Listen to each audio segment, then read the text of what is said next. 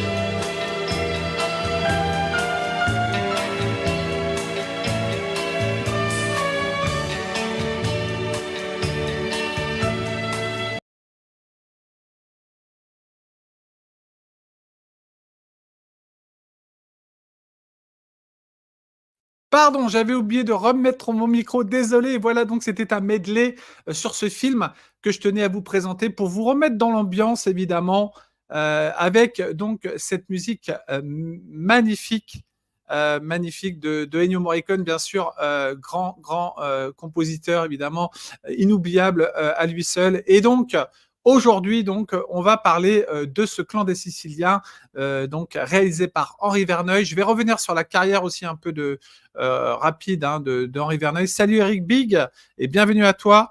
J'espère que vous avez apprécié donc l'intro.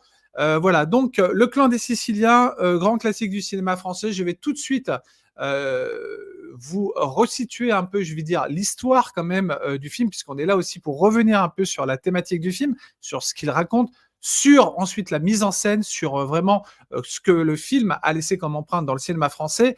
Et donc, on va tout de suite commencer, les amis, par donc des images également, tout en vous commentant bien sûr mon avis critique sur ce film. Vous doutez bien que évidemment c'est un de mes films préférés. Donc le Clan des Siciliens, cela nous parle donc d'une histoire. Bah écoutez, je vais simplement revenir en gros hein, sur le film. C'est un film donc basé sur un roman, donc qui met en vedette bien sûr Jean Gabin, Alain Delon et Yves Voitura, sur lequel je reviendrai, trois des plus grandes stars du cinéma français de l'époque. Donc ça nous conte l'histoire du Sicilien, du criminel sicilien, donc Vittorio Manalese, joué par Jean Gabin, qui, avec l'aide de sa famille, donc planifie un audacieux braquage de bijoux.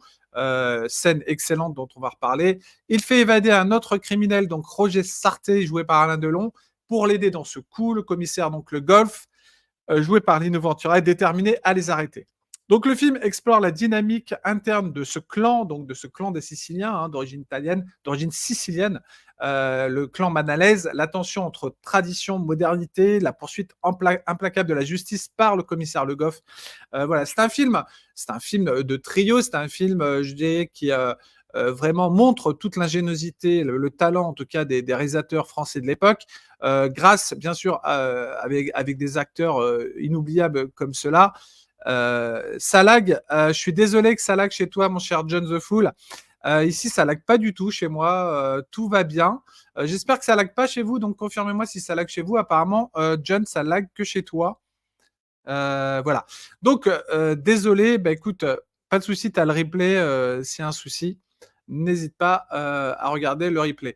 Alors, le Clan des Siciliens, donc maintenant que je vous ai conté l'histoire, voilà ce que moi, pourquoi je tenais à parler de ce film, parce que c'est un film qui fait partie, encore une fois, des films, je dirais, de ce patrimoine culturel du cinéma français que j'adore. Et je tiens toujours à remettre des films en avant comme celui-ci. Bah, moi, j'ai parlé d'autres classiques du cinéma français, vous en doutez bien, comme Le Vieux Fusil, comme d'autres films comme Malville, etc. Donc, je reviens de temps en temps sur ces films du cinéma français qui ont compté. Et donc, aujourd'hui, donc, avec le Clan des Siciliens, on est vraiment dans quelque chose de 169. Et c'est un film totalement maîtrisé. Hein. Donc, c'est un film qui parle dans les thèmes principaux de loyauté, de trahison, comment dire, de justice, de morale, voilà, avec des personnages vraiment écrits avec beaucoup de talent, quand même, de précision, comme celui de Jean Gabin, Vittorio Manalese. Voilà, qui incarne un patriarche autoritaire, rusé, fidèle à ses valeurs, moi je dirais, à sa famille, bien sûr. Là aussi, il y a le charisme, l'expérience qui confère une profondeur au personnage joué par Gabin, qui souligne bien sûr les conflits internes et les dilemmes moraux de ce personnage. Vous avez le personnage de Roger Sarté, alias Alain Delon, donc qui apporte une intensité, une complexité à son rôle, qui est vraiment quelqu'un de très ambivalent dans sa façon d'agir. Et d'ailleurs, ça va se ressentir sur la fin du film, quand il y a certaines scènes, en tout cas, certaines scènes qui vont amener donc à des finalités que je préfère laisser la surprise pour ceux qui ne l'auraient jamais vu ce film. Mais je doute que dans le chat, vous n'ayez pas vu Le Clan des Siciliens. Donc, Alain Delon qui joue Sarté, donc charismatique, imprévisible, symbolise le danger au sein d'un groupe traditionnel, je dirais. Et puis, vous avez le commissaire Le Goff, joué par Ventura, donc, qui joue un policier tenace, inflexible, prêt à tout pour capturer les criminels. Son interprétation ici souligne la lutte entre le bien et le mal, les sacrifices personnels que cette poursuite donc va impliquer pour lui. Voilà, donc alors attendez juste un instant, je vais essayer de vous mettre, voilà, ça lag pas chez les autres, hein, désolé John. Voilà, voilà. Je vais essayer de vous mettre, d'autres, attendez, d'autres quand même, je vais faire passer quand même aussi de nouvelles images. Voilà donc, toc, toc, toc, tac. Donc, pour les personnages donc, qui sont interprétés, vous avez donc ces acteurs. Vous avez également Irina Demic, hein, qui est, une actrice qui interprète, donc, la belle-fille, de Vittorio Manalese. Donc, le personnage de, Irina Demic, donc qui va sortir à un moment donné avec le personnage de Sarté, évidemment, et c'est ce qui va aussi déclencher entre autres, les problèmes. Il y a aussi Marc Porel dans la distribution. Marc Porel qui a tourné beaucoup de giallo en Italie, qui a tourné quand même dans des films importants comme La Longue Nuit de l'Exorcisme, comme le film de Deodato aussi, qui a tourné dans Big Guns aussi avec Delon. Voilà. Voilà, donc c'est surtout bien sûr le reste, il y a beaucoup de second rôles, mais vraiment les 3 stars, à l'écran, c'est bien sûr, Gabin, Delon, Ventura, et on a également dans ce film, donc si on doit, vraiment, parler, je dirais si on doit s'attarder un peu plus sur la mise en scène, si on doit s'attarder sur la mise en scène, donc Henri Verneuil, je dirais qu'ici, il utilise donc quelque chose d'assez classique, mais plutôt efficace, avec une attention, je dirais, particulière aux détails, à l'atmosphère. Il y a les scènes qui se déroulent à Paris, à New York, qui offrent un contraste visuel pour moi qui enrichit le récit. Il y a la musique de Morricone, bien sûr, la bande sonore qui est absolument qui ajoute une dimension supplémentaire au film, avec les thèmes musicaux qui renforcent l'atmosphère, dont de tension et de suspense, bien sûr, dont bien sûr le thème principal de ce film. Voilà, vous avez le cadrage, tout ce qui est niveau cinématographique, avec des plans soigneusement composés. D'ailleurs, je vais vous en montrer un tout de suite pour vous donner un peu comme celui-ci, ou même, je dirais, par exemple, quand ils sont dans l'avion qu'ils détournent. Ici, voilà. Voilà, il y a vraiment un travail donc sur les cadres, sur la mise en scène évidemment. Hem, donc des plans qui reflètent la rigueur, le contrôle exercé par les personnages principaux, puisque c'est eux qui sont mis en avant, qui sont vraiment, déterminants, je dirais, dans la progression de l'histoire. Et aussi, c'est une histoire donc comme je l'ai dit, de trahison aussi, il y a aussi une part d'ombre chez certains personnages. Donc, il y a aussi, donc, voilà, cette façon donc d'accentuer à travers la mise en scène, donc, je dirais les thèmes de la trahison, du mystère, avec des jeux d'ombre, de lumière, je dirais. Voilà. Le Clan des Siciliens, c'est avant tout donc un film qui combine à la fois donc des stars emblématiques, une réalisation maîtrisée, des thèmes universels qui en fait, comme je l'ai dit, pour moi, une œuvre durable dans le temps, qui a influencé de nombreux cinéastes, qui reste vraiment une référence pour les films de braquage et les drames policiers. C'est tout ça, le Clan des Siciliens. La maestria de la mise en scène, la maestria donc de son interprétation à travers ces immenses acteurs inoubliables, qui pointure en la matière. Et voilà, je pense que aujourd'hui, le cinéma français d'aujourd'hui, évidemment, malheureusement, n'a pas, je dirais, les acteurs d'un tel niveau pour pouvoir nous retranscrire des choses aussi fabuleuses que je veux dire, ce qu'on était capable de produire à l'époque. Parce que on avait les acteurs justement pour incarner justement des grands personnages tels que dans ce film. Et voilà, ce qui fait toute la différence. Je dis pas que tout le cinéma français d'aujourd'hui est à jeter.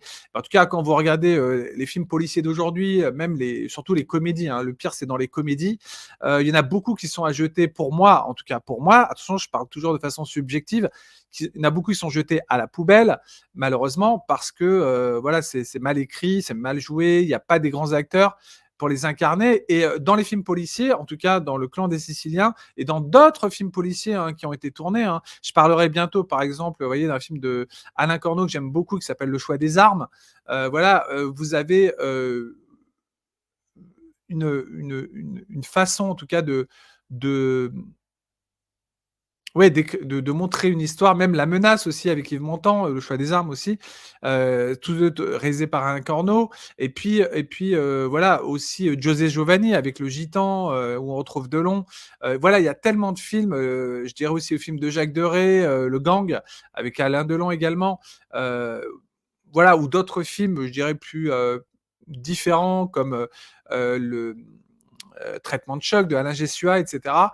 Donc il y a vraiment une diversité, je dirais, dans le cinéma français de l'époque qui fait que, voilà, il y a quand même, hem, une sacrée, je dirais, ouais, originalité, recherche à l'époque, dans les films, de genre français qui, comme dit Night Owl, est clairement un film qui n'a rien à envier, bien sûr, à ses pendants américains de la même époque, tout à fait. Moi, je suis totalement d'accord avec ça. Voilà et il y a aussi, des films que j'adore aussi avec Trintignant, comme Le Secret de Robert R. Enrico et avec, Philippe Noiret. Voilà, donc il y a vraiment, à l'époque, le cinéma français est vraiment, très populaire. Le Clan des Siciliens est un des plus grands succès d'Henri Verneuil, justement, il a fait des millions d'entrées. Alors j'ai pas le chiffre précis, mais en tout cas, c'est un film qui a énormément marché. Voilà donc, Le Choix des armes, Geronimo donc nous dit au casting incroyable. N'hésitez pas à me rejoindre, hein, je vous ai mis le lien. Si vous voulez, donner votre avis, si vous voulez donner votre avis sur ce film, quel souvenir vous gardez du Clan des Siciliens, et même, d'autres films, je dirais de l'époque, hein, qui vous ont marqué? N'hésitez pas à venir me rejoindre. C'est le but aussi, c'est de vous faire partager ces moments avec moi, de venir en parler, pendant que moi je présente bien sûr, le film et alors je vais revenir sur d'autres aspects du film, si vous le voulez bien, pour vous continuer à vous faire, tout en remettant un peu de la musique bien sûr, le thème de Morricone pour ce film, thème absolument magistral. Alors ce qui fait aussi l'importance des films de l'époque, c'est qu'on savait s'entourer aussi de grands compositeurs pour la BO. Morricone en fait partie évidemment, mais vous avez aussi d'autres compositeurs, vraiment comme Phyllis Sard, comme Claude Bolling, beaucoup de compositeurs donc qui ont été très forts comme, je pense à Borsalino par exemple de Jacques Deray, où on retrouve Belmondo et Delon. Voilà, je suis d'accord avec, ce que dit Eric Big. Il dit: «Arcania, oui, c'est une époque aujourd'hui révolue». Voilà, mais je comprends de toute façon, oui. Guillaume, salut Guillaume. Alors, voilà, je suis tout à fait d'accord avec Guillaume. Alors Guillaume, j'ai mis un lien. J'aimerais beaucoup que tu me rejoignes sur ce live pour qu'on échange 2 minutes et quelques minutes sur, que tu me dises pour toi quelle est l'importance du cinéma français. Donc j'ai mis le lien. Geronimo également, n'hésite pas. Rejoignez-moi parce que donc j'ai dit le live ne dure pas plus d'une heure, hein, moins d'une heure. Donc venez en parler avec moi un petit peu. Je vais, en attendant que vous veniez, si vous le voulez bien, je vais développer autre chose. Mélodie en sous-sol, absolument génial de Verneuil avec Gabin et Delon. C'était la grande classe. N'oubliez pas un film que j'adore aussi qui s'appelle Deux hommes dans la ville de José Giovanni avec un rôle absolument bouleversant pour Delon dans ce film et Gabin qui est absolument excellent encore une fois. Voilà. Donc, Alain Corneau compte beaucoup dans le polar français, absolument, je suis d'accord, avec des films, comme je l'ai dit, comme Police Python 357, La Menace, voilà, ou même Série Noire avec Devers. Alors, attendez, je vais baisser un peu la musique si elle est trop forte. Et j'adore tellement le thème de Morricone, les amis, que très dur de. Voilà, je vais rebaisser. Voilà, voilà. Donc, je continue donc une petite analyse de ce film. Alors, pour vous dire que donc,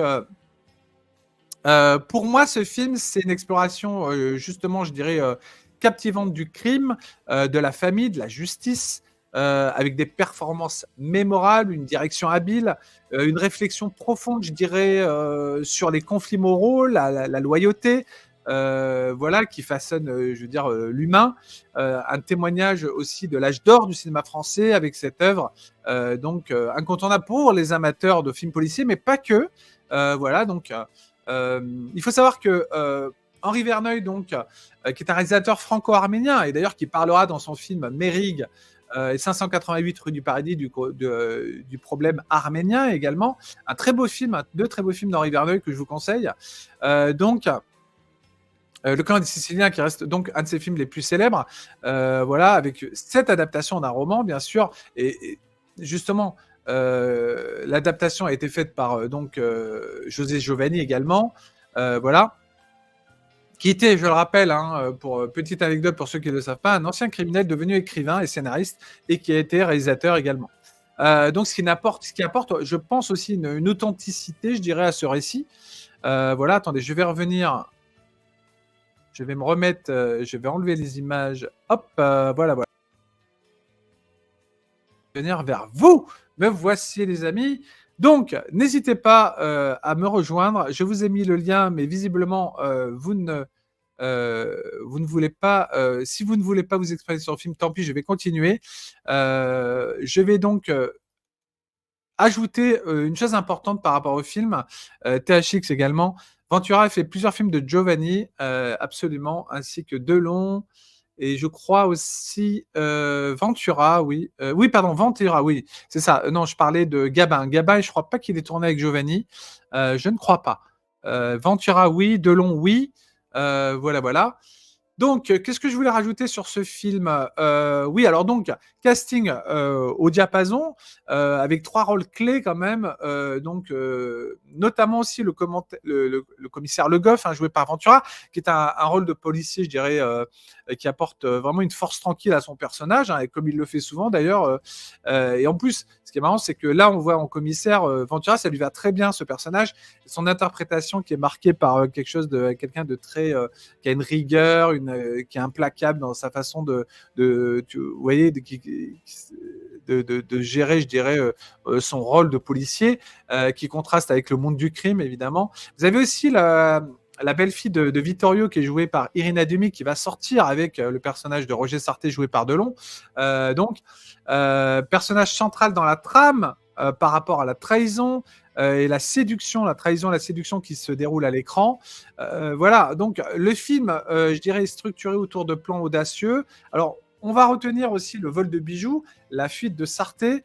Donc, par exemple, vous avez donc qui met en scène le scénario, qui met en scène une série d'événements, donc qui culmine dans un final, et c'est ça qui est absolument génial, aussi tendu et tragique, les relations aussi complexes entre les personnages, la rivalité implicite entre Vittorio et Sarté, ainsi que la poursuite vraiment du commissaire Le Goff, qui ajoute une profondeur pour moi psychologique au récit, ce qui en fait vraiment un film vraiment pointilleux, minutieux dans son écriture, dans sa dramatisation également par rapport à l'histoire, à l'écriture, et aussi donc, comme je l'ai dit, grâce à une mise en scène et une technique cinématographique vraiment qui fait plaisir, dans le cadrage, la composition, le montage aussi précis, rythmé, notamment dans les scènes de braquage et de poursuite, donc un suspense constant, avec un timing maîtrisé, la musique de Morricone, bien sûr, bande sonore qui amplifie le suspense, l'atmosphère dramatique du film. Voilà. Donc, c'est vrai que par rapport à ça, on peut dire que là, on est dans quelque chose du haut de gamme. Et c'est pour ça que je voulais absolument en parler avec vous. Parce que ça fait partie vraiment de ce que le cinéma français était capable vraiment de faire dans ces années magiques qui étaient les années 60, les décennies 60, 70, 80. Bon, voilà, pour moi, c'est vraiment des décennies, et même avant, mais sinon, moi, je veux dire, le point d'orgue de ce cinéma, c'est les années 60 à 80, et le cinéma français, le grand cinéma français de l'époque, à travers le polar, à travers le fantastique même. Oui, parce qu'il y a eu des grands films fantastiques aussi. Faut pas oublier des réalisateurs comme Chabrol, qui a œuvré dans le fantastique aussi, avec Alice ou la dernière fugue. Voilà. Évidemment, on ne peut qu'être, je dirais, touché par, je dirais, la qualité, je dirais, du cinéma français de l'époque, qui, à travers, bien sûr, le genre du polar, s'est illustré dans de véritables chefs-d'œuvre. Il y a Mélodie en sous-sol, dont on a parlé dans Henri Verneuil, qui est aussi un film incroyable. Alors, je vais faire rentrer tout de suite, puisque moi j'ai terminé mon intervention quant à l'histoire, à la mise en scène. Je vais quand même vous parler de Henri Verneuil aussi un petit peu. Je vais faire venir tout de suite Geronimo, qui est là, et donc je le remercie de venir. Salut Geronimo, est-ce que tu m'entends? Salut Pascal, je t'entends très bien. Salut au chat. Alors, impeccable. Merci de m'avoir rejoint pour Merci faire à toi. la fin de ce Retro Movies sur le clan des Siciliens. Alors, j'aimerais tout de suite que tu me dises Le Clan des Siciliens fait partie donc de ce patrimoine culturel du cinéma français, en tout cas qui grâce entre autres à ses réalisateurs, ses acteurs de l'époque, reste des films indémodables, quoi. Ouais, je suis tout à fait d'accord avec ce que tu disais au début, même maintenant sur la présentation du film. Oui, Après, pour moi, Henri Verneuil, avec un ami cinéphile, on discute pas mal. Pour lui, c'est quand même, il le compare un peu à Spielberg, en fait. Ça oui. veut dire que c'est un réalisateur qui a réussi dans tous les genres qu'il a tenté, en fait, dans des Bah oui. styles complètement différents. C'est vrai que je suis assez d'accord avec lui. Est-ce qu'il y a des Et films que tu pourrais vas-y, juste nous citer un ou deux titres d'Henri Verneuil qui t'ont marqué, à part Le Clan des Siciliens? il y en a, Il y en a beaucoup, oui. j'en ai beaucoup, mais je les ai pas tous vus, comme Mérig. Par exemple, Mélodie en sous-sol. Oui, Un Saint-Jean d'hiver, Mélodie en Voilà. sous-sol, attends, il y en a plein que j'oublie, Le Casse aussi, c'est lui? Le Casse, c'est absolument, c'est le Ouais, Casse. Belmondo, ouais, tout à fait. Ouais, alors tu veux dire que par là que bien sûr Henri Verneuil abordait vraiment tous les genres, presque. ouais. Ouais, Peur sur la ville aussi, le mélange entre Ouais, polar, français et aussi un peu giallo, hein, on peut le dire aussi quelque c'est part, ça, ouais. avec Oui, il y a un Minos. peu de ça. Il y a un peu de ça avec Minos, ouais. Et en plus, c'était à l'époque où, l'inspecteur Harry venait, arriver un peu dans le monde, quoi. Donc, Ouais. c'était un peu la réponse, du cinéma français en rajoutant cette petite touche de films un peu giallo, un peu de suspense, un peu d'horreur, quoi. C'était, déjà, c'est une immense réussite. Mais, Et là, ouais, il y a Iko Micard aussi, ouais, non, ouais, mais il y a c'est une film son film, incroyable. il y a un film qu'il a fait avec Fernandel aussi, je crois. Ouais, La La vache et le vache, prisonnier. très bien. Il y a aussi le film de guerre, qui est un peu une critique de la guerre avec, Jean-Paul Belmondo, là, Week-end à Zuidcote. Ouais. Heu, Ah oui, magnifique celui-là aussi, hein. Ouais. Ouais, il y en a la tellement. co Il a tourné beaucoup avec Belmondo, hein. Ouais, c'est vrai, il y a 100 000 $ au soleil aussi, il y a La bataille de Saint-Sébastien avec il y Anthony a Quinn. que j'ai pas vu, mais il y en a plein que j'ai Bien pas vu. sûr. Le serpent avec une sacrée Oui, distribution, hein. avec Henri Fonda, hein. L'espionnage avec Henri Fonda, Yul Brynner. Exactement. Il Très y a de bonne sacrés qualité le films, film, ouais. J'ai vu il très y a bonne pas longtemps en qualité. plus. Le corps de mon ennemi, bien sûr, de Comme Belmondo, mon ami, bien sûr. Enfin bon, voilà, c'est filmo j'arrête. absolument dinguissime. Et puis il a tourné avec Fernandel, Le mouton à 5 pattes également, hein. J'ai sa filmo là. Ouais. Voilà, Le boulanger de Valorgue également, voilà. Euh, Donc, Henri Verneuil donc, nous a quittés. Attendez, je vais resituer. Donc, il est décédé en 2002 à 81 ans. Henri Verneuil. Donc, belle carrière. Nationalité franco-arménienne, hein. D'ailleurs, je l'ai dit, hein, il parle de l'Arménie, du génocide aussi, à travers les films de personnes qui fuient le génocide arménien dans le film 588 rue Paradis et Mérig, qui est un diptyque. Voilà.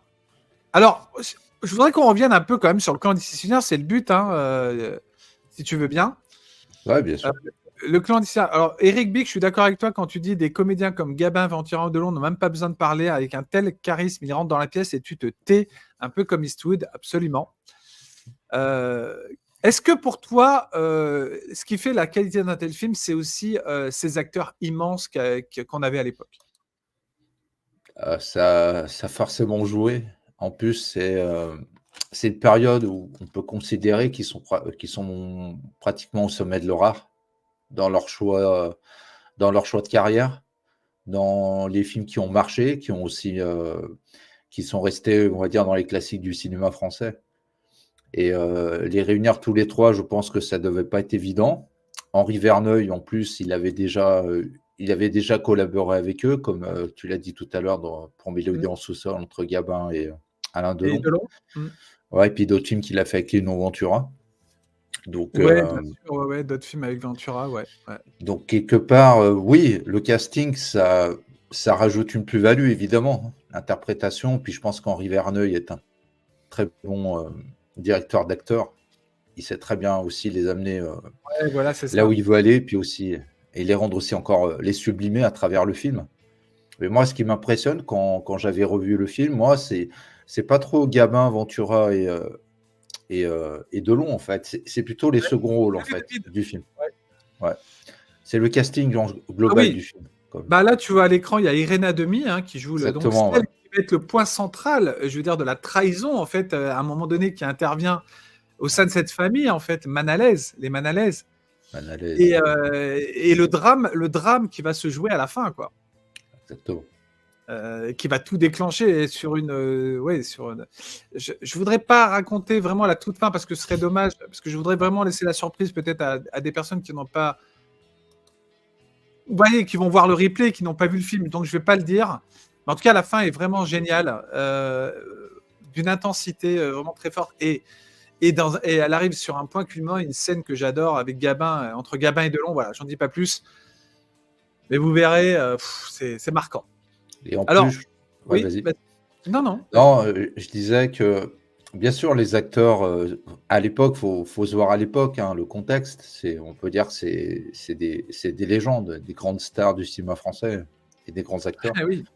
Donc déjà, aujourd'hui, je sais pas si on a l'équivalent, quoi. Donc, je pense C'est ce pas. que je disais tout à l'heure dans mon analyse. Ouais, on l'a pas. On l'a plus. Je dis pas ça pour dévaloriser les acteurs et les actrices qu'on a aujourd'hui, mais il faut se rendre compte qu'à l'époque, c'était incroyable, quoi. On avait un vivier, tu veux dire, un vivier incroyable. Exactement.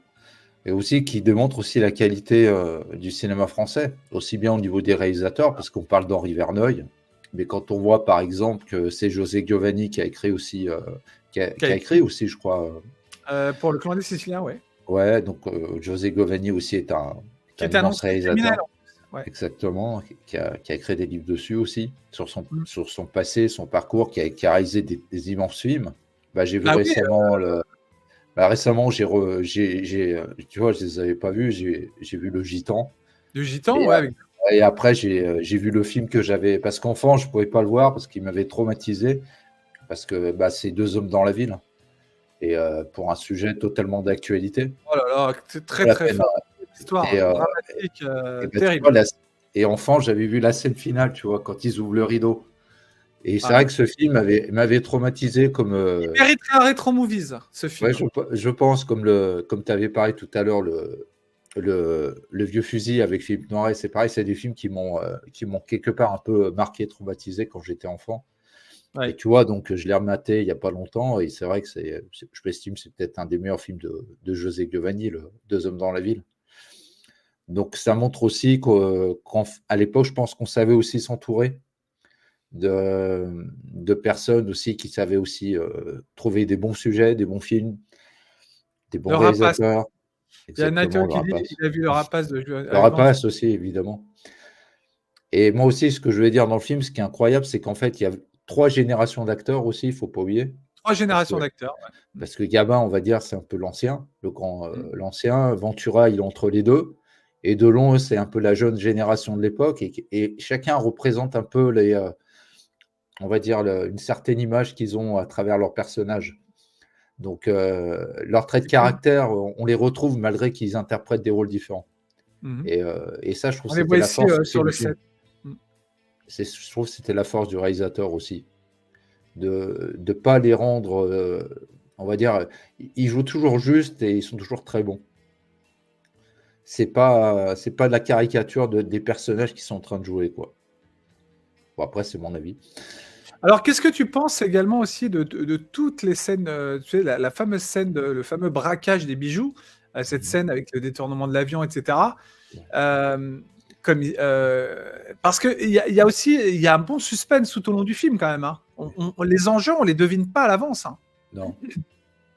En fait, dans le film, je pense que c'était déjà la scène du braquage avec quand même, pour l'époque, ils ont quand même fait atterrir un avion sur un aéroport, hein, si je me souviens bien. Donc déjà, l'ambition. Je pense que l'ambition était de partout dans le film. Aussi bien à travers les acteurs que les scènes, comme tu l'as dit, la tension, le suspense. Et même jusqu'au bout dans le film, on ne sait pas trop comment ça va finir. Alors voilà, tu vois, là, ici, on voit quand ils se prennent possession de l'avion. Mais c'est vrai qu'il y a, je veux dire, l'avantage, c'est que le récit, il est millimétré dans les événements dramatiques qui vraiment s'intensifient du début à la fin.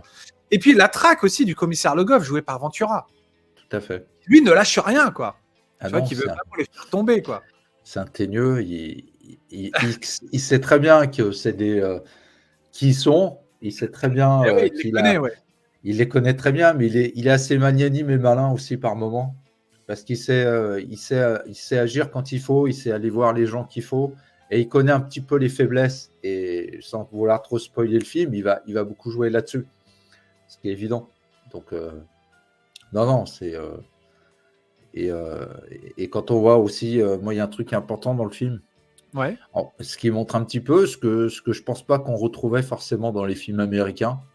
Je Mhm. pense que c'est un petit peu la différence grâce au film d'Henri Verneuil, c'est qu'en fait, les valeurs de la famille représentées par Jean Gabin sont au-dessus de tout. Ça veut dire, quel que soit C'est leur ça, ouais. butin, Lui, c'est la quel que... famille Ouais. avant tout. Mm. Et on Et ce sent que qui dans me... le film, Ouais, il vas-y. est déterminé par ses actions envers. Exactement. Mm. Quelque part, qu'ils gagnent de l'argent, qu'ils soient riches, qu'ils soient des gangsters, pour lui, c'est juste, on va dire, l'apparence qu'on voit. C'est Mais ça. pour lui, c'est plus important, c'est quand tu vois, quand il y a le repas, quand tu vois Ah, oui. quand il mange, comme tu vois, chacun est disposé d'une certaine façon, chacun parle, adresse la parole à l'autre, le rôle des femmes aussi à travers la Le famille. rôle des femmes, ouais. Et en plus, elles ont un rôle très important, c'est pas juste des faire-valoir. On le voit à travers l'actrice que tu as parlé tout à l'heure. Irina Donc, Demier, ouais. exactement. Et c'est un film, faut pas se tromper, bien sûr, évidemment, à l'époque, c'est un film qui a concurrencé le cinéma américain, à juste titre. Ah, Mais juste le titre. Ouais. Ouais, c'est après, il ça. faut, il faut voir aussi ce qu'il apporte en plus des films de l'époque, quoi. Et Mhm. je comprends tout à fait pourquoi il a eu un tel succès aussi. Alors oui, ça a été un succès assez incroyable, hein, ce film, vraiment, mais peut-être parce qu'aussi ça répondait aussi peut-être à l'époque, le public, on savait, on va dire, capter, je dirais, bah, c'est vrai qu'à l'affiche, tu voyais ces acteurs qui avaient déjà une carrière bien entamée en 69. Oui. Donc c'était quand même des valeurs sûres à l'écran, et je pense que les gens aussi, au-delà de l'histoire, regardaient aussi le casting à l'affiche, et je pense que ça te motivait, quoi. Oui, Quand tu vois complètement. ça, Puis tu te dis: Henri «Il faut vraiment Verneuil, voir un bon film, quoi». après, Voilà. on oublie Henri Verneuil, c'est quelqu'un qui est très fort déjà, Ouais, je trouve, dans l'écriture. Il ouais, choisit voilà. toujours des très bons scripts, des très bons scénarios. Et grâce à ça, il arrive toujours à apporter un plus à l'intrigue. C'est très bien tissé. Il mêle bien aussi, comme tu l'as dit, la loyauté, les La loyauté, trahisons, la les trahisons, trahison, bien sûr. le Là, il code y a l'histoire de d'honneur trahison. qu'on connaît à travers les films sur la mafia.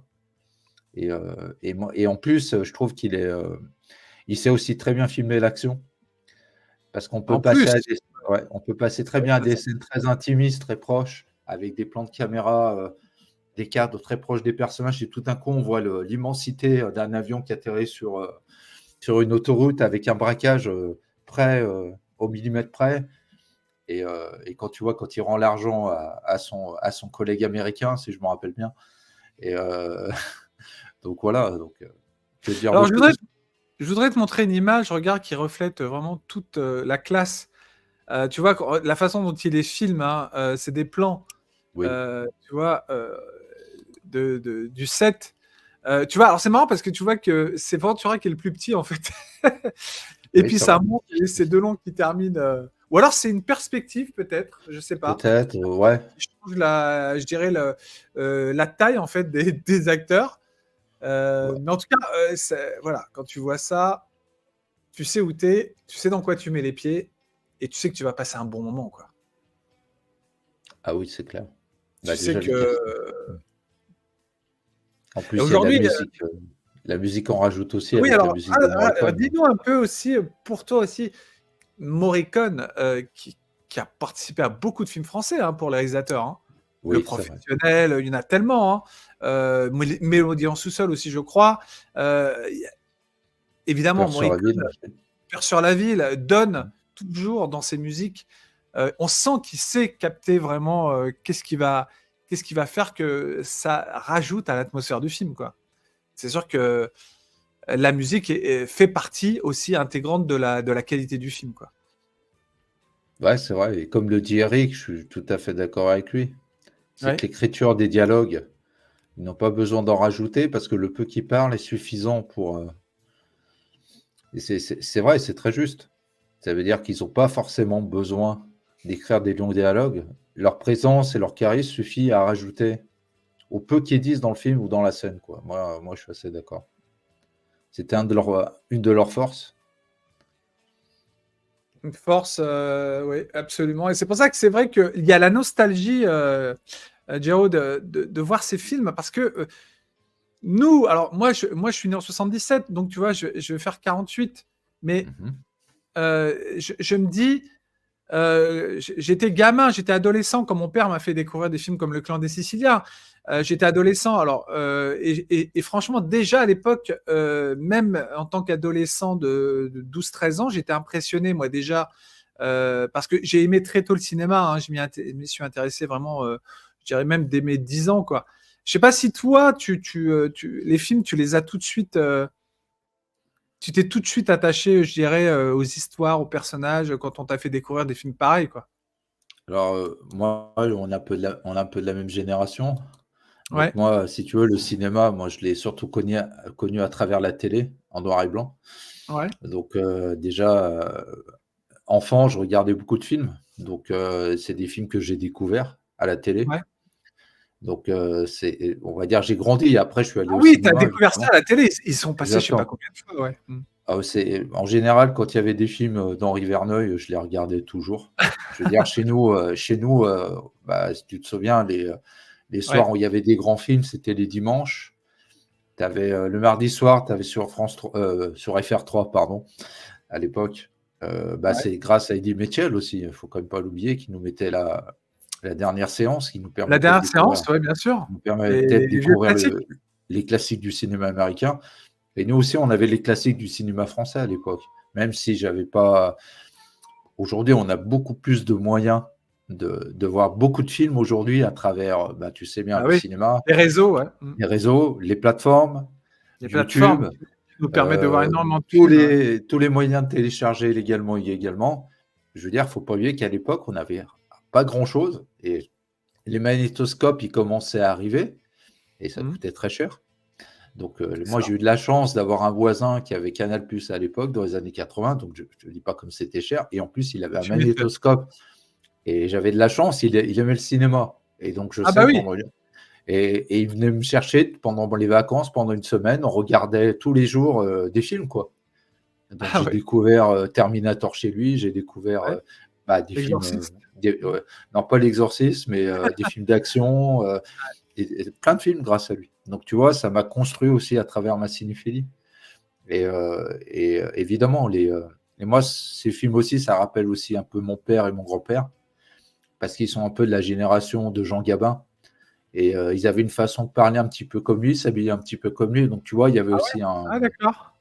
Ah, il y il y avait avait aussi un un biais, il y avait un biais aussi à travers ça. C'est que moi, quand je voyais Jean Gabin de cette époque, évidemment, parce que Jean ouais. Gabin, je crois qu'il a commencé le cinéma dans les années 20, hein, je crois, ou peut-être avant, je ne sais plus. Ouais, c'est, dans les années, 30. Peut-être 30, voilà. Je sais qu'il a fait aussi il a participé à la Seconde Guerre mondiale. Donc, tu vois, c'est une génération d'acteurs que j'ai pas connu jeune, que je l'ai connu plutôt à la fin de sa carrière. Et ça représente aussi un petit peu On parle plus d'ailleurs des films de ouais. Gabin, quand il était, plus âgé, on va dire, dans sa deuxième moitié de sa deuxième partie de carrière, Mhm. à partir de, voilà, des années 60, plus que les films qu'il avait fait dans les années 40 et 50. Bon, il a quand même 95 films à son compteur, hein, Gabin, c'est pas rien, avec C'est des films énorme. comme Gueule d'amour, La Bête humaine, Pépé le Moco, Quai des brumes, La Grande illusion. Mhm. euh, et puis alors jusqu'au dernier, donc comme tu dis, à partir du Singe en hiver, il y a le Chat, le Pacha, La Traversée de Paris, La donc Horse, aussi, ouais. la Horse. Dans la Horse, il est incroyable. En patriarche, donc, qui est Ouais, accusé, je ne sais plus, d'un touchez pas au Grisby. Enfin voilà, je ne vais pas citer 95 films, les amis, hein. C'est bien énorme. sûr. C'est énorme. Euh, et à ses débuts, Gabin n'est pas un acteur spécialement qui. Ah ouais, il y a eu Pépé le Moco, La Bête humaine, ça, mais moi, je le découvre vraiment avec Un Singe en hiver, Gabin. C'est après que je revois des vieux films qu'il a fait au tout début. Mais Mhm. c'est là où vraiment je vois le personnage, l'acteur qu'il était, qu'il incarne dans tous ses films, et surtout cette deuxième moitié de carrière qui est absolument fabuleuse, où je trouve il se bonifie avec le temps quelque part, Gabin. C'est mon avis Ouais, après. c'est ça. Un peu comme Ventura, je dirais. Ventura qui a une filmo aussi assez impressionnante, tout comme Delon, bien sûr. Bien sûr. Mais ce sont des acteurs, comme tu dis, qui ont chacun tellement de force de caractère à l'écran, quoi, C'est tu vrai. vois. C'est complètement ça. Ouais. Tu Ah, dirais je suis ça en- de la plupart des acteurs de l'époque ou pas? Je te parle de Louis Jouvet, par exemple, je te parle de Paul Meurice aussi. Paul Maurice. Ouais, j'aimais beaucoup Paul Maurice. Je sais Et pas. Après, j'ai peut-être pas assez vu de films de certains. Bourvil, Bourvil, ouais, si on veut comparer. Après, Bourvil, c'est vrai qu'il a choisi la palette comique, on va dire, mais il était capable aussi de jouer des rôles aussi, dramatiques, quand on voit dans le Cercle Rouge, par exemple, Cercle Rouge, ouais. ou Et comme d'autres films dans Les Misérables, où il joue dans Les Thénardier. Misérables. Ouais, Et exactement, faut pas Thénardier, oublier. c'est Ouais. méchant. Et je Eh pense oui, que, ouais, même dans le film L'Arbre de Noël, je sais pas si tu te Carte souviens, de Noël, rôle très. il le passait souvent pendant la période des fêtes. C'est vrai que c'était assez compliqué de le voir à la télé, ce film, mais bon, un très J'ai beau eu film. beaucoup de peine, tu sais, en revoyant Ouais, dernièrement le film de Melville, Le Cercle Rouge, que j'aime beaucoup, avec ouais. Delon, justement, Bourvil et Gian Maria Volonté. Yves J'ai Montand eu aussi, beaucoup ouais. de peine parce que, et Yves Montand, bien sûr, faut pas oublier Yves Montand, l'acteur qu'il était aussi, hein. Oui, bien Mais j'ai eu sûr. beaucoup de peine quand L'actrice j'ai aussi. découvert, tu sais, quand j'ai découvert le film Le Cercle Rouge, parce qu'on voit que là, les traits, Bourvil est très Oui, fatigué. On sent c'est qu'il vrai. est sur la fin et il est malade. Il a les traits marqués. On sent qu'il est fatigué. Il joue le rôle d'un inspecteur, hein, et il est proche de la fin et ça se voit et on sent que c'est le film testament presque. Ouais, c'est ça. Puis, Ça fait oui, je comprends, oui, la peine, évidemment, quand tu sais qu'après, il il va va nous mourir quitter, quoi. Il va mourir. quasiment juste après les 70, un truc comme ça, hein. Ouais, c'est ça. Il a refusé le film, merde, comment il s'appelle, avec, ah, j'ai oublié le titre. Avec Montand et De Funès. Avec De Funès, ouais. La folie des Euh, grandeurs. La folie des grandeurs, parce que c'était lui qui a été choisi au casting, donc Ah, au c'était départ. lui en plus, d'accord. Ouais. Et du coup, vu qu'il était, il était dans un état de santé compliqué, donc du coup, c'est Ouais, Yves bah, ouais. Montand qui l'a remplacé. Mais bon, ça Eh n'empêche oui, pas que c'est un super film. bah, absolument, ouais, ouais. Ça reste Ouais. un super film grâce aux deux Bah, acteurs.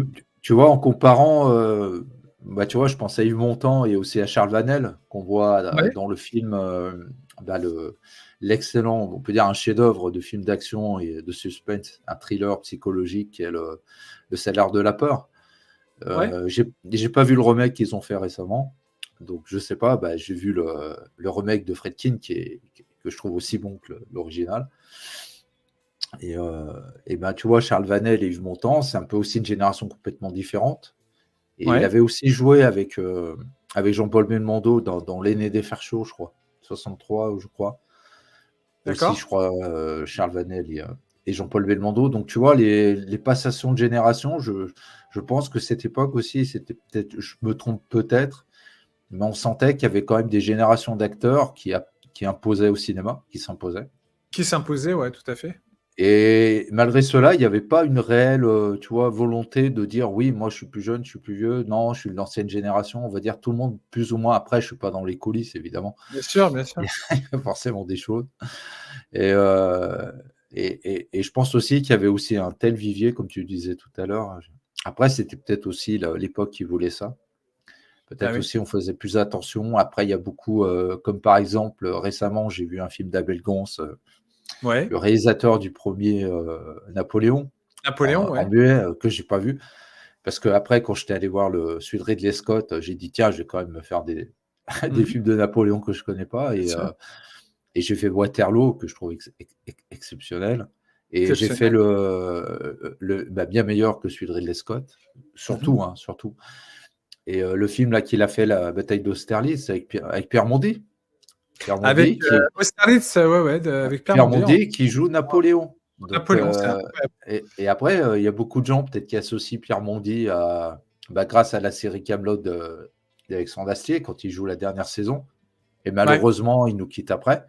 Mm. Et je vous recommande la vidéo qu'Alexandre Astier qui parle de ce moment qu'il a partagé avec Pierre Mondi. Moi, je vous recommande de la voir, cette vidéo. C'est très intéressant, très touchant.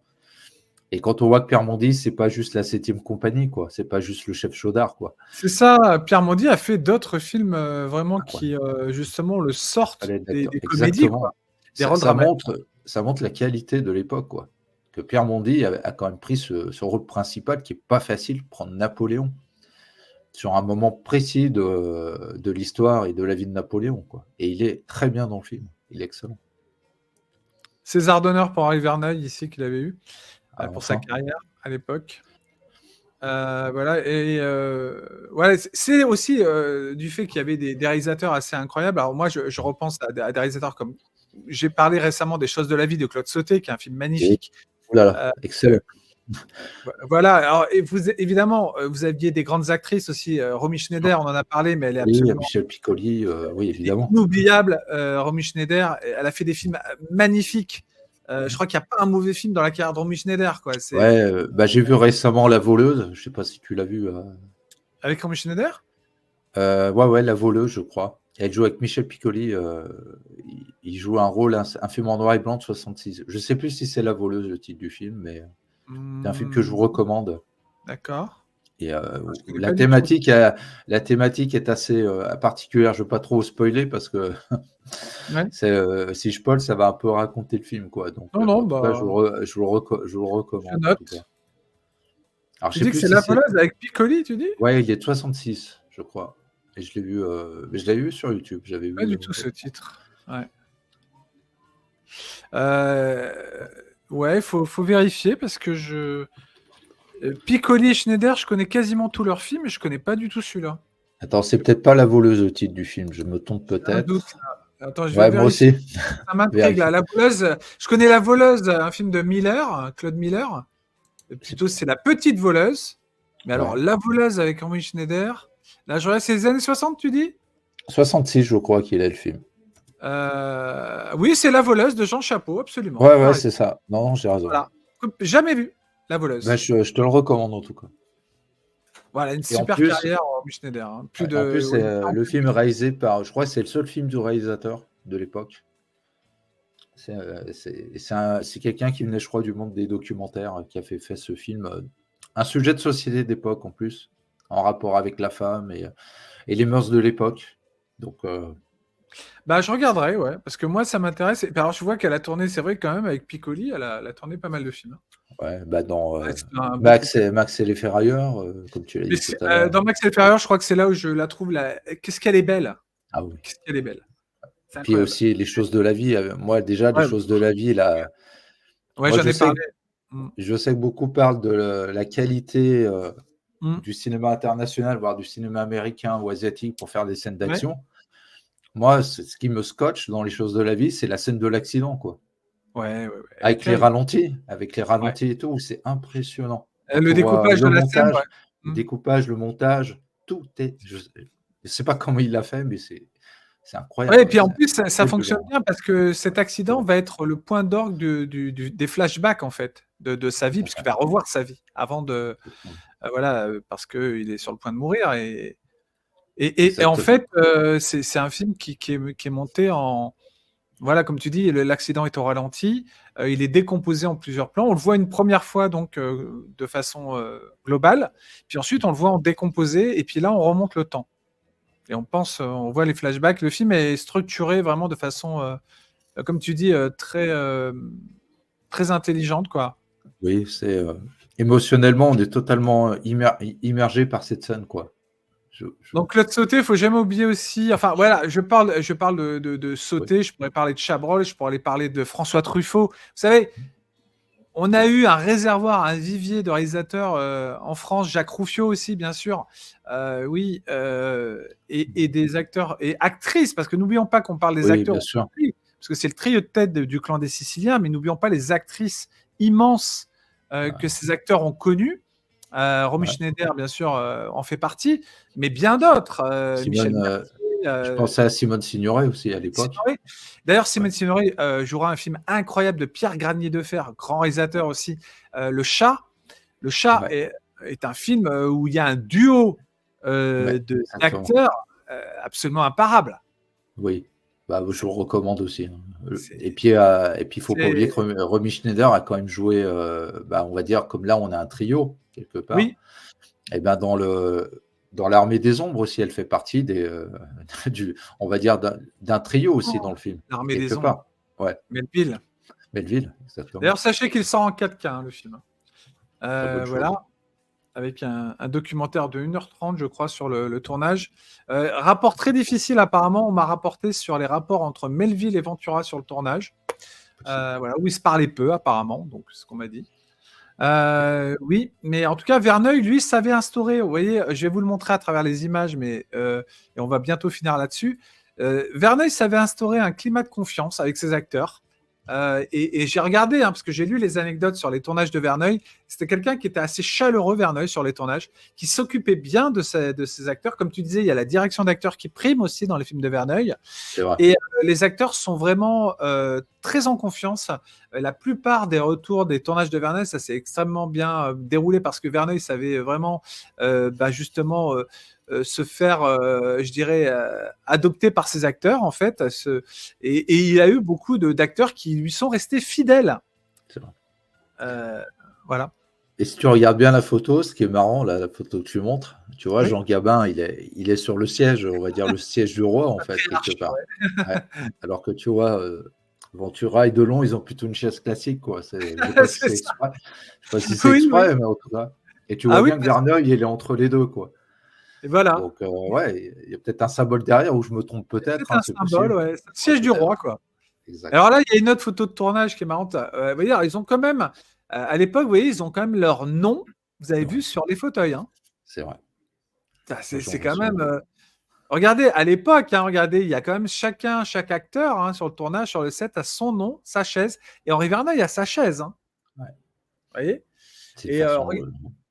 Et quand on regarde, c'est une tournage donc dans l'aéroport de, je ne sais plus si c'est Bourget ou Roissy, ça doit être Roissy, je crois. Et la scène de l'avion, tu as raison, a été entièrement tournée dans un des aéroports de la région parisienne.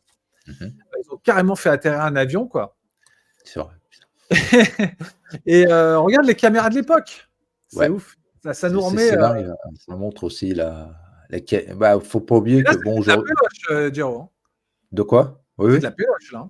Oui, après, il faut pas oublier que c'est des caméras, c'était ce qui se faisait mieux à l'époque, évidemment, parce qu'on utilisait ce qui marche le mieux. Après, aujourd'hui, heureusement aussi, le cinéma au niveau technique a évolué, et pour le bien et le mal aussi, on peut le dire aussi, quelquefois. Ouais.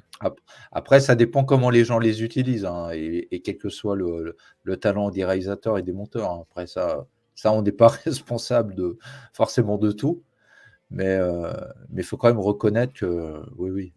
Mais c'est des procédés qui sont toujours utilisés aujourd'hui. Je crois qu'il y a certains réalisateurs qui continuent à utiliser ce genre de caméra, même si elles sont plus lourdes, plus coûteuses. Ouais, plus lourdes, plus coûteuses, ouais. Ça coûte plus cher. Je crois que Tarantino, il l'avait utilisé pour Les 8 salopards, je crois, c'est ça? Plus ou moins? Oui, c'est ça, ouais. Je crois que j'avais entendu ça. Je confirme. Eric, je voulais te répondre. 7 morts sur ordonnance, très bon film, oui, en effet. Et donc, le réalisateur, Eric, si tu m'entends, c'est Jacques Rouffio.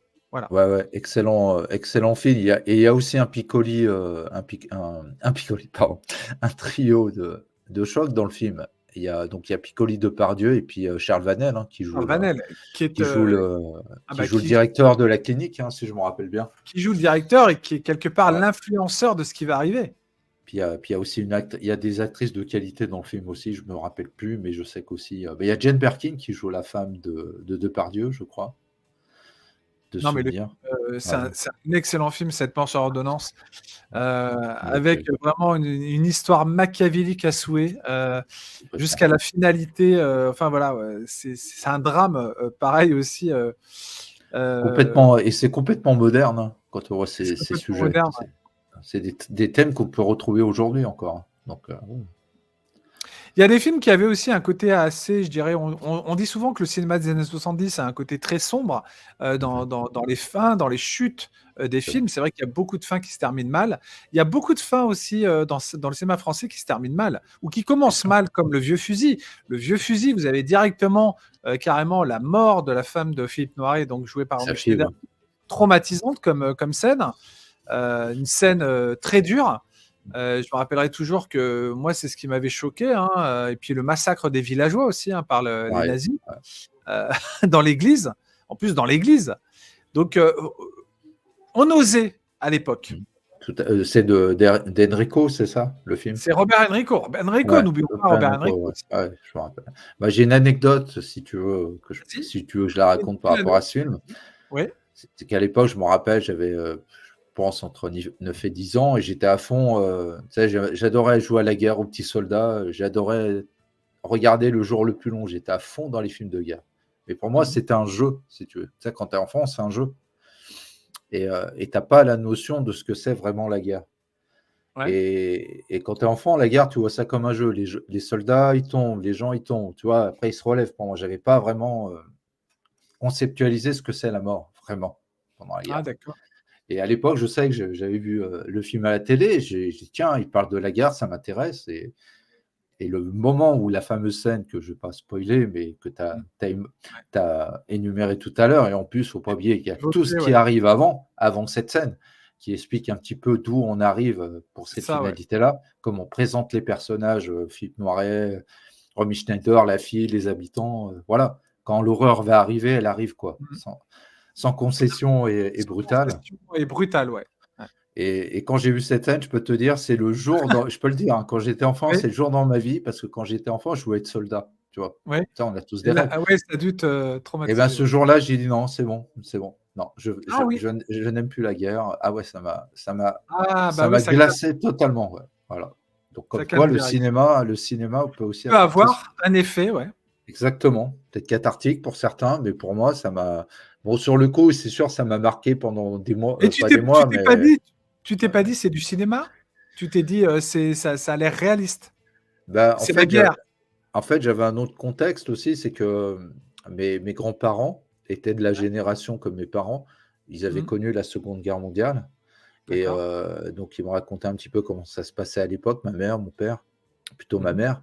Et elle racontait un petit peu comment ils vivaient avec les Allemands. Elle me disait que les Allemands, les soldats de la Wehrmacht, c'était des gens plutôt sympathiques, Mhm. qui étaient pas du tout à ce qu'on. Après, c'est comme tout, hein, on n'est pas né à l'époque, on n'a pas vécu, on ne sait pas comment ça s'est passé.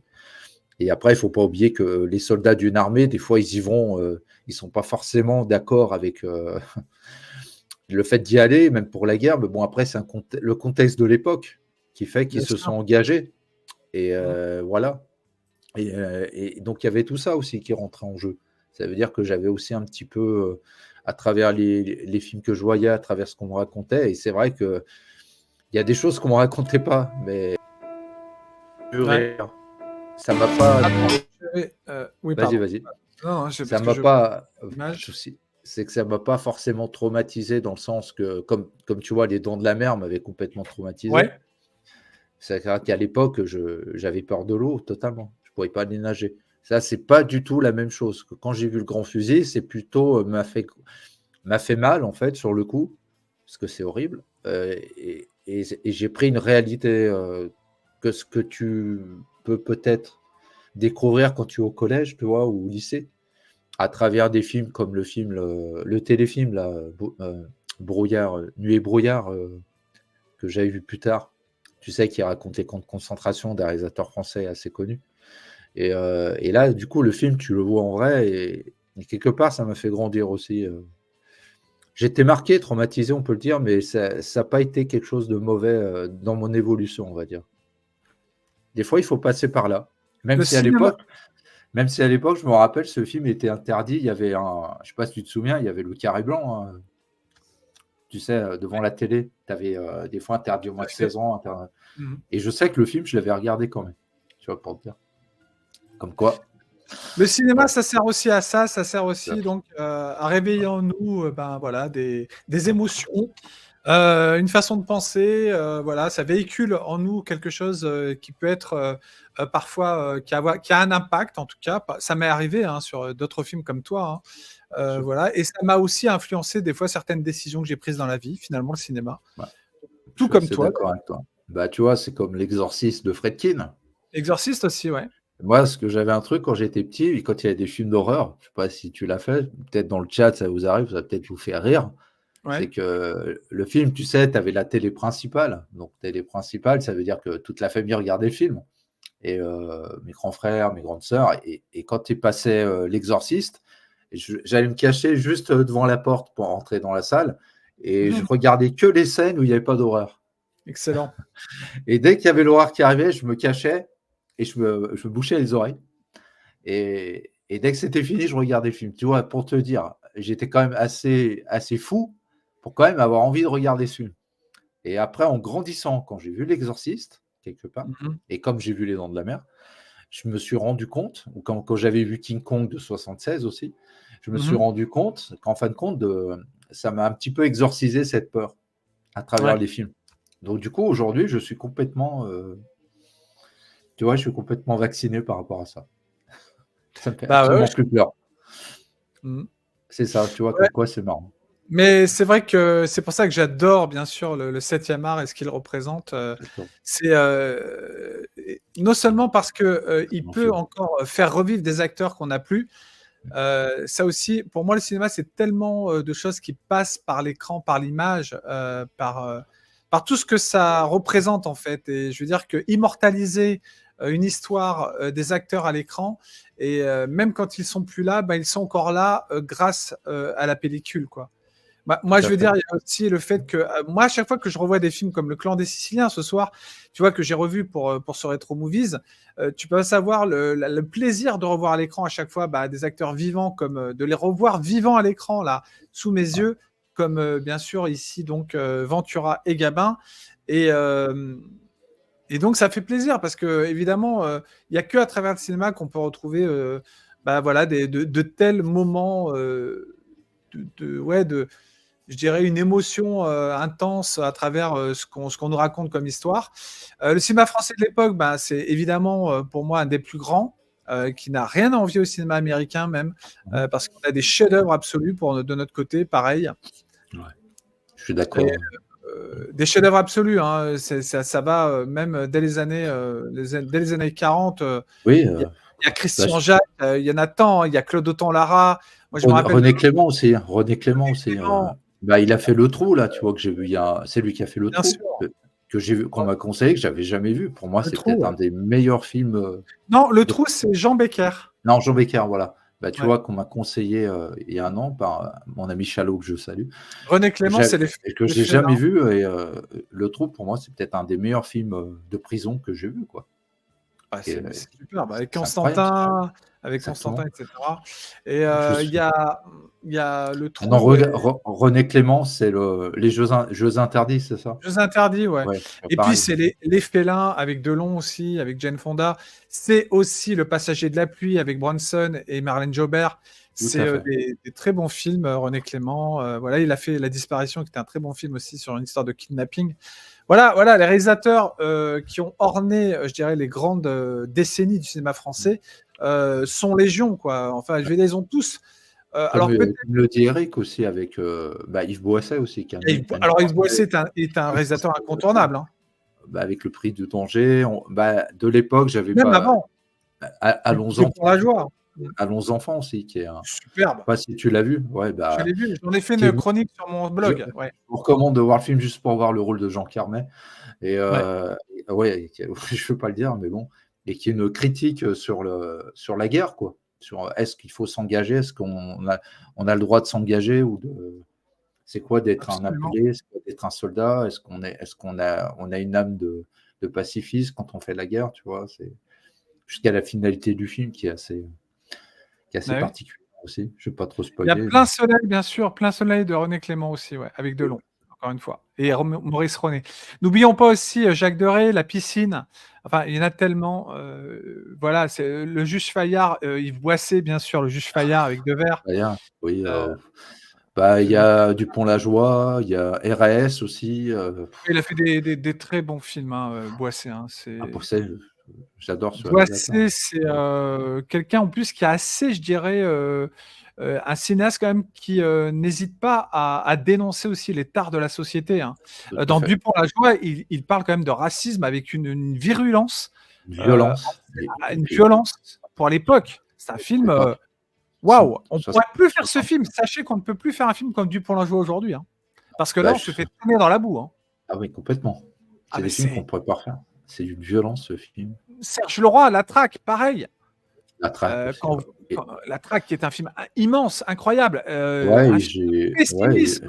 Bah, il absolue. a fait aussi un film avec Alain Delon, là, Attention les enfants nous regardent, là, que j'ai vu Alors, récemment, qui est excellent, donc que je vous recommande. Eric, oui, lequel tu dis? Attention les enfants regardent, je crois qu'il l'a fait, Superbe. Serge Leroy. Je vous le Serge recommande Leroy, aussi, ouais. hein. Ouais, ouais. Et Alors, ça oui, prouve Serge bien que Leroy, Delon, en plus, il l'a produit Delon, il était capable à l'époque de prendre des risques aussi, produit pour et sa d'être dedans, carrière. ouais. Ouais, complètement. Un rôle à, comment dire, à contre-emploi pour Delon. Contre-emploi aussi, attends, j'ai vu un autre film aussi Tra- avec, attention, récemment avec regarde. comment il s'appelle? Je sais plus le titre, j'ai vu un film aussi de Serge Leroy où il y a Bernard Fresson, il y a Jean-Louis Trintignant et Mireille Darc. C'est une sorte de course-poursuite sur la route. Je sais plus le titre du film. Attends, je vais retrouver. Bernard Fresson, tu dis? Ouais, Mireille c'est un Darc? road movie. Ah, Les Passagers, voilà, de 77. Les Passagers, d'accord. Que je vous recommande Ouais, aussi. Il y a Mireille Darc, il y a Jean-Louis Trintignant, il y a le jeune acteur si vous avez vu Attention les enfants regardent, il joue aussi un des jeunes acteurs qui joue les enfants, joue dans Les Passagers. Et c'est une espèce de road movie sur la route entre Jean-Louis Trintignant et Bernard Fresson. Un excellent film. En tout cas. Comme quoi, à Euh, l'époque, on savait prendre des risques aussi au niveau des thématiques et des films. et puis, alors, t'entends, dans le chat, il y a Eric Bic, tu te demandais la track, c'est Yves Boisset. C'est pas Yves Boisset, la track. Serge Leroy. C'est Serge Leroy. Eric, note bien, c'est Serge Leroy, la track. C'est pas Yves Boisset. Et les deux films qu'on t'a cités, Ouais, Les Passagers et Attention les enfants regardent, c'est c'est Serge Serge Leroy Leroy. aussi. Voilà, qui est un très bon réalisateur de l'époque, qui n'a pas fait Et une il a grande. fait aussi le quatrième pouvoir aussi, avec Voilà. Philippe Noiret et j'ai oublié le nom de Alors, l'actrice, je je, crois. je vous dis pas aussi Philippe Noiret, la carrière de dingue. Hein, c'est... Oui, oui, c'est Bah, vrai. Philippe Noiret, c'est pareil. Pour moi, c'est un C'est un monument lui tout monument. seul aussi. C'est, Ouais, il y a beaucoup de Philippe monuments, Noiret, hein, c'est ça c'est laissé vrai. tomber. C'est Ouais, oublier, aller voir des films de Philippe Noiret, quoi. Écoutez, je fais un rétro movies très bientôt d'un film que j'adore de Bertrand Tavernier qui s'appelle Coup de torchon. Si vous bon n'avez choix. jamais vu Coup de torchon avec un Noiret absolument magistral, Marielle, je m'en rappelle. Marielle, Il y a Noiret, Guy Marchand, je crois. Guy Marchand, mais ce film, Il y a celui. encore une fois, c'est une Ouais. attaque virulente sur, je dirais, des nobles, enfin des gens qui vivent en Afrique. Enfin, c'est plutôt, ça se passe en Afrique. Et en fait, lui, il joue une sorte de flic en fait dont tout le monde se fout dans un village africain. Et petit à petit, il va, comment dire, faire le ménage C'est pour un ça, peu régler les choses. Et il va exactement. montrer qu'il n'est pas du tout le mec faible qu'on essaie de faire croire qu'il est, quoi.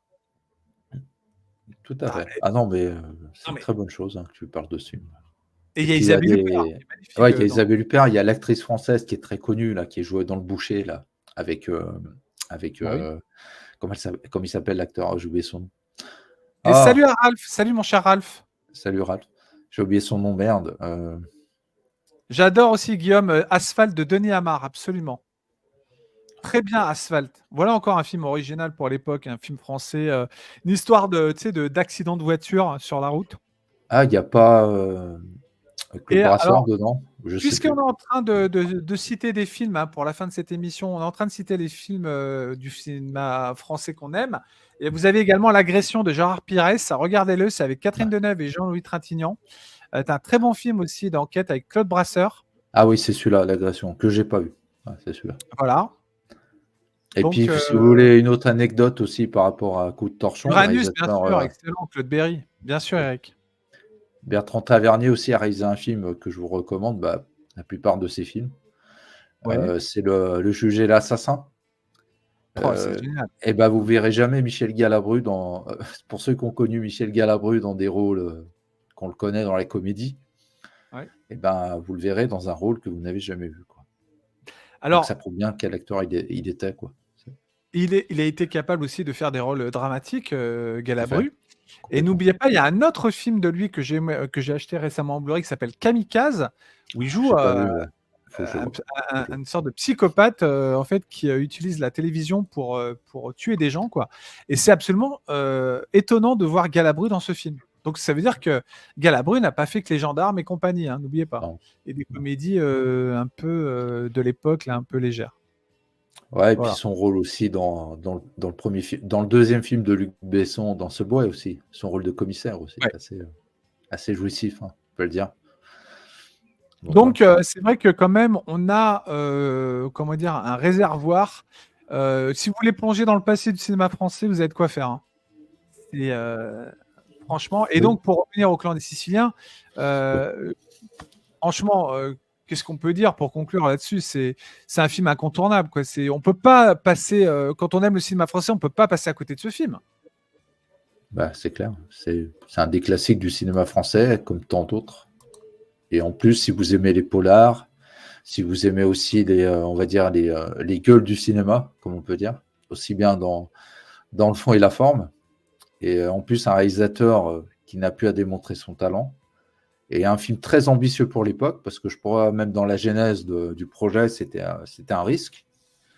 Et donc malgré cela, ben, le succès du film oui, Tu as, a confirmé exactement ce qu'on pensait à la fin, quoi. C'est-à-dire que peut-être un chef-d'œuvre, je sais pas, mais en tout cas un classique du cinéma. un classique, ouais. Un classique. Et il y a Guillaume qui dit Jero, tu es très bon sans la passion et les connaissances. Tout à fait. Jero, j'ai Je les sais, connaissances sur le chat. merci à toi. Je sais pas si je suis très bon, mais en tout cas, je pars comme j'en ressens. Mm. Après, j'ai peut-être mon expérience parce que tu sais, je t'en avais parlé, Pascal. Je pense que Ouais. tu sais, c'est comme dans tout domaine, que ça soit le cinéma, la musique, l'art, la peinture, les bandes dessinées, ce que vous aimez dans la vie, quand c'est quelque chose qui vous a fait grandir, vous avez évolué avec, et vous continuez à vous entretenir avec, on va dire c'est une chose naturelle. Après, peut-être parce que j'ai aussi ce côté rigoureux dans ce que je fais, c'est peut-être dû aussi à mon métier.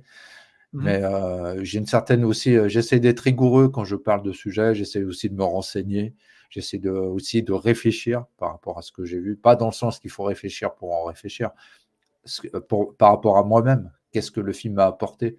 Donc voilà. Et puis un film, c'est une époque, comme tu disais tout à l'heure, Pascal.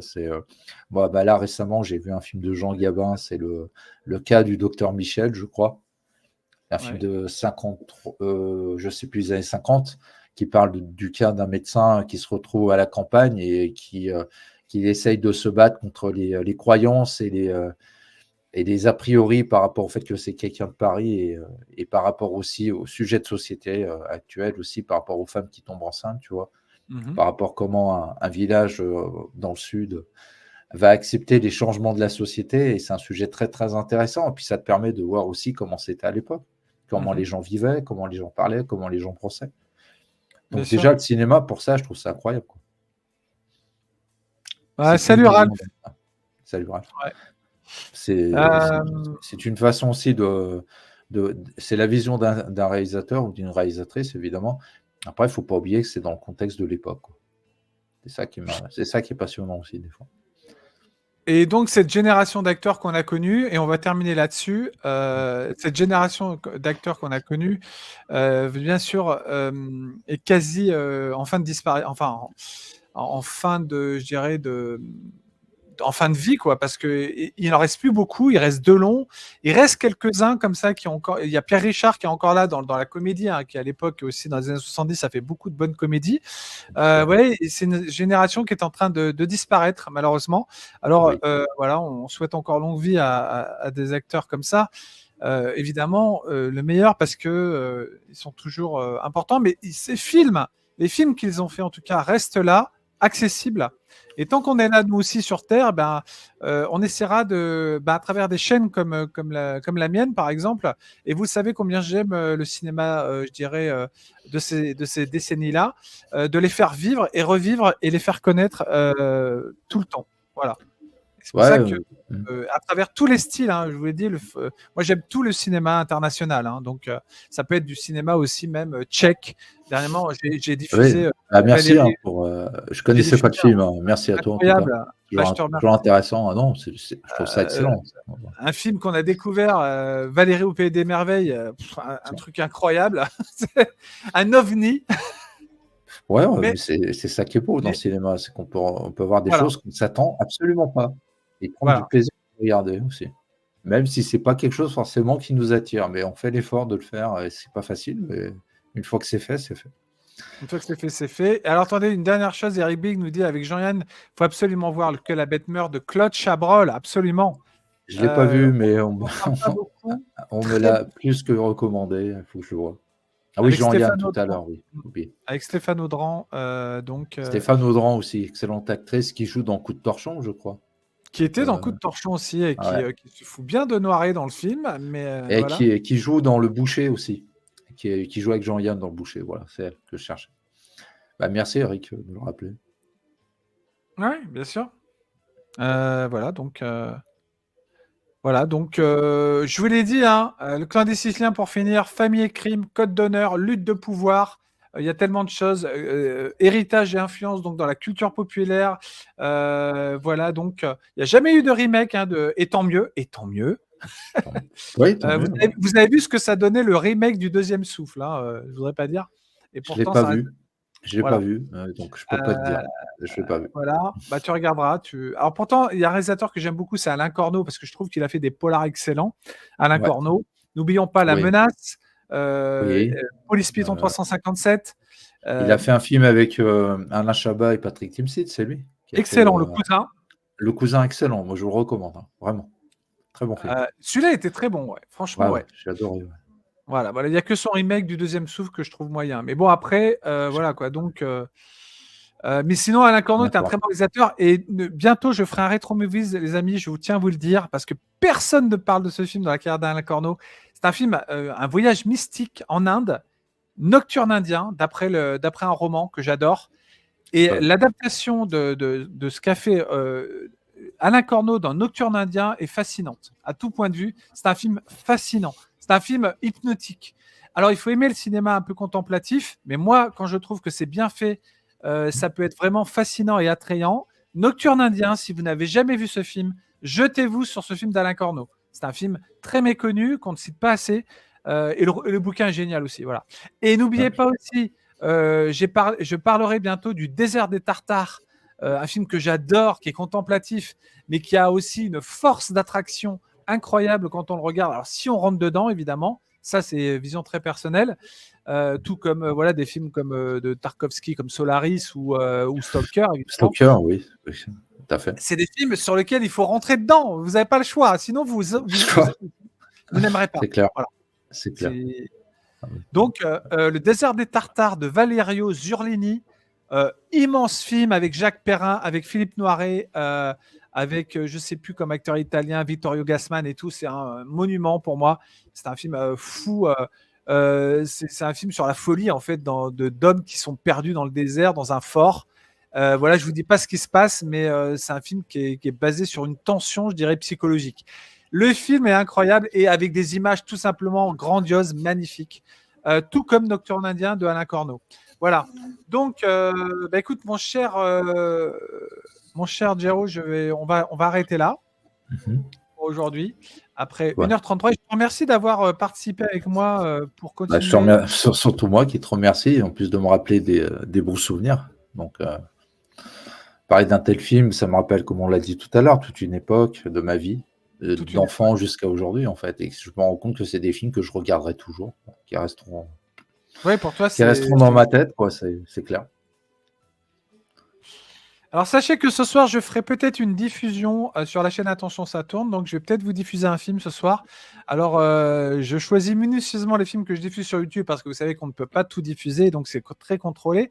Donc, ce sera sans doute soit un petit film horrifique voilà, qui s'appelle Tourist Trap, ou bien vous aurez droit à quelque chose de beaucoup plus...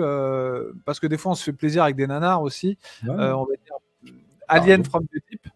Ou bien vous aurez le droit à un film de Ralph Bakshi, j'aime beaucoup, qui s'appelle Flipper City, totalement délirant, totalement fou. Flipper City de Ralph Bakshi, qui est une rareté. Voilà. Donc, et qui est diffusable en plus sur YouTube, donc tant mieux. Voilà. Merci à tous dans le chat. Eric, c'est Bob qui je peux juste. Vas-y. Ouais. Je peux rajouter un truc et après... Vas-y, rajoute. Non, je voulais dire, déjà, moi, pour juste parler du film, il faut quand même revenir au film. Bien moi, sûr. Quand je vois la photo que tu as mis, là, c'est devant les flippers. Après, je ne sais pas si c'est la scène finale, mais si vous voulez voir un peu le talent du réalisateur, juste là, il y a une scène dans le film, je ne vous dis pas quand est-ce qu'elle arrive. vous voyez l'introduction de Lino Ventura avant de rencontrer Jean Gabin, qui Ouais. représente le grand parrain, et Mmh. est assez. Au niveau de la narration visuelle, c'est Bah oui, parfait pour moi. c'est parfait, ouais. Ouais, C'est c'est parfait. Donc ça montre bien que des fois, les dialogues n'en sont pas nécessaires pour apprécier un film, quoi. alors, est-ce que tu as remarqué sur cette photo, juste parce que ça m'intrigue, regarde, tu vois Verneuil qui parle à Delon qui a l'air concentré ou dans son truc avec ses lunettes, c'est le gars, tu vois, le professionnel, quoi. Tu vois? Exactement, ouais. Non, mais c'est ça. C'est ouf, hein? Oui, c'est Toi dingue. toi, tu vois cette scène de tournage, tu te dis: «Est-ce que Verneuil, est-ce qu'il écoute Verneuil là?» Tu vois? Ou est-ce qu'il, il se dit: «Mais qu'est-ce qu'il fait là?» Que il est interrogatif ou pas du tout? Je sais pas, mais ouais. Ouais, c'est bizarre parce que tu sais, il a l'air, avec ses lunettes noires, Delon alors Delon, hein, bien sûr, c'est fou, mais on peut dire ce qu'on veut, mais Delon, Mmh. ça reste quand même une icône aussi dans son genre, hein. Tout à C'est fait. ça il restera lui aussi et lui, quand il va partir, on va en parler beaucoup aussi, hein. Oui, oui, il a une telle filmographie, il a Il y a une pas telle de souci. carrière, je veux dire, faut pas juste le résumer Ah à non, ah non, non. faut voir d'où Faut il vient, faut voir ce qu'il a fait, ce qu'il a ce qu'il a produit. fait, ce qu'il a Il a fait produit. beaucoup, il a fait beaucoup de chefs-d'œuvre du cinéma français, même Ah oui, international, donc faut pas incroyable. l'oublier ça aussi. Et puis Carrière il a dingue. Il a tourné avec les ouais, plus grands. tout à fait. Il a tourné avec Visconti. Sachez que je vais faire bientôt un rétro movie sur le Guépard de Voilà, Visconti. faut que je le voie. Ah bah, faudrait que tu le vois avant et tu Non, vas mais prendre une claque, hein. je l'avais vu, mais je l'avais pas fini le film. C'est comme de 1900 aussi. J'avais commencé, mais je savais pas que le film était plus long. J'avais pas dû voir la version, tu vois, la version classique du film. Tu as raison, Ralph. Ralph, je t'écoute. Surtout pas de remake du Clan des Siciliens. Tu as raison. Voilà, pas de remake. Ces films qui sont considérés comme des chefs-d'œuvre ne doivent pas bouger d'un cil. D'accord? On les laisse. On les laisse tranquilles. D'accord? Bah, c'est parce que nous, on est des nostalgiques pur jus et puis voilà, on a. Après, oui, il faut pas les toucher. Après, ça dépend parce que des fois, il y a des remakes qui sont très bien aussi.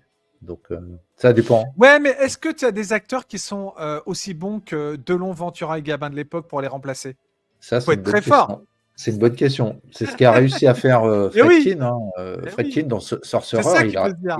il a réussi quand même quelque Ouais, part. alors par contre, là, chapeau, parce que Bah franchement, oui, réussir à faire un remake du Soldat de la Peur, qui est déjà un film génial à la base. ouais. Là, Et il alors, a il peut y avoir des ouais, miracles. Des miracles. Moi, pardon, ouais, j'appelle c'est ça un possible. miracle. Ouais, c'est possible. Et puis surtout quand tu vois Un comment miracle.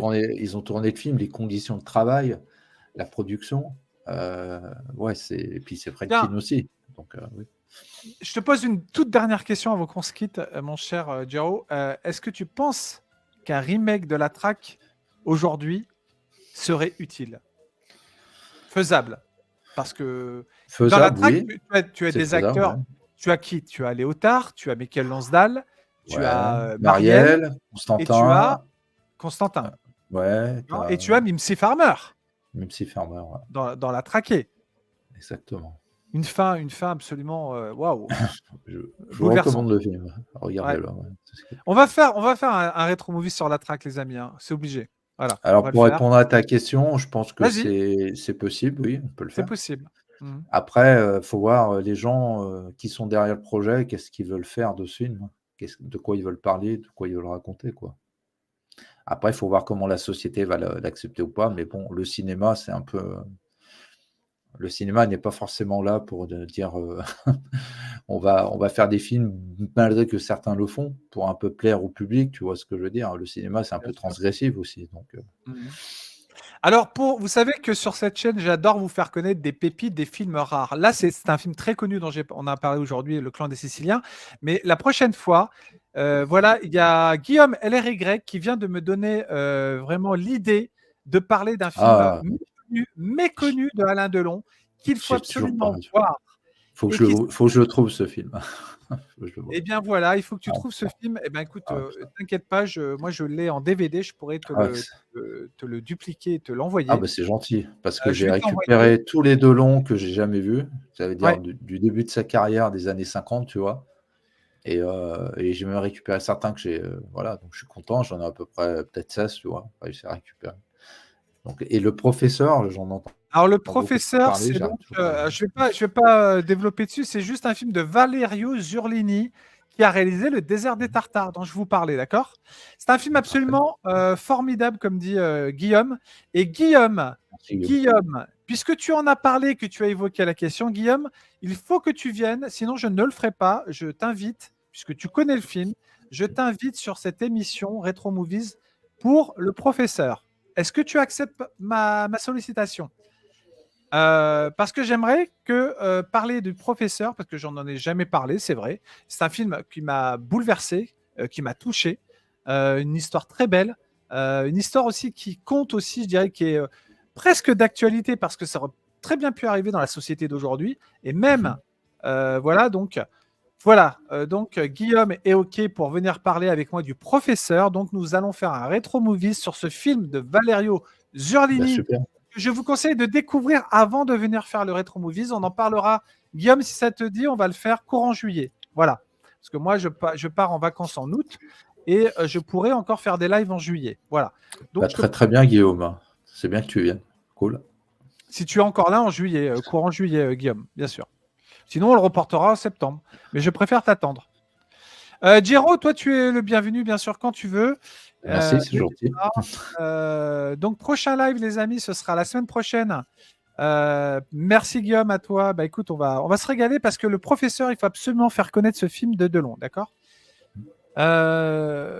Oui, prochain live, les amis, vendredi prochain, donc, et puis des diffusions de façon régulière. Il y en a souvent sur la chaîne, de films méconnus, bien sûr. Et on se retrouve vendredi prochain pour, bien sûr, le deuxième épisode donc consacré donc au pionnier du genre, donc le réalisateur, et ce sera David Lynch. Voilà. Bon choix. J'ai pas vu tous ces Voilà. films, mais c'est un très bon choix. Ce sera David Lynch, ce sera sur une seule émission, donc il n'y a pas énormément de films dans Ouais, dans la c'est ça. carrière de David Lynch. Donc on pourra vraiment évoquer la carrière de David Lynch et ce sera donc avec Lionel Jacquet. Voilà. Donc Giro, je te dis à plus tard. N'hésite pas à Voilà. revenir sur les diffusions. Ce soir, il y en a Bah, merci, peut-être une, c'est donc gentil. tu es le Merci à bienvenu. toi de me permettre, moi je parle pour moi, mais de permettre aussi Non, aux autres de venir discuter, d'échanger, c'est ça le plus important. Comme on dit, voilà. c'est transmettre en fait, tout simplement la cinéphilie. C'est ça pour moi, c'est comme ça que je le vois, c'est de la transmission dans n'importe quel autre Transmission. domaine.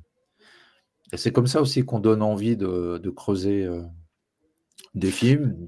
Bah, tu vois, là, le Exactement. fait que tu as parlé du professeur, tu vois, bah, ça permet de voir que le réalisateur a parlé. C'est le réalisateur dont tu vas parler du film, là, le désert des Voilà. Tartares. Tu vois, comme quoi tout se Valerio, rejoint, quoi. tout se recoupe, ouais. Et quand tu vois certains, tu vas voir un réalisateur, tu vas te rendre compte qu'il a tourné avec un acteur ou une actrice. Après, tu vas creuser de ce côté. Après, c'est ça qui est intéressant dans le cinéma, c'est on n'est pas tous figés au même endroit. On part tous dans des directions différentes, mais on a la même passion. Je ne sais pas si je suis passionné, mais on va dire, Si, si. le, on va dire oui, c'est quelque chose que j'aime bien. Mais on va dire, on se retrouve tous dans cette passion, mais on a des parcours complètement différents. C'est ça que je trouve ça. Ben ça, pour moi, c'est passionnant. Alors Donc attends, voilà. justement, regardez, ce sera donc ceci.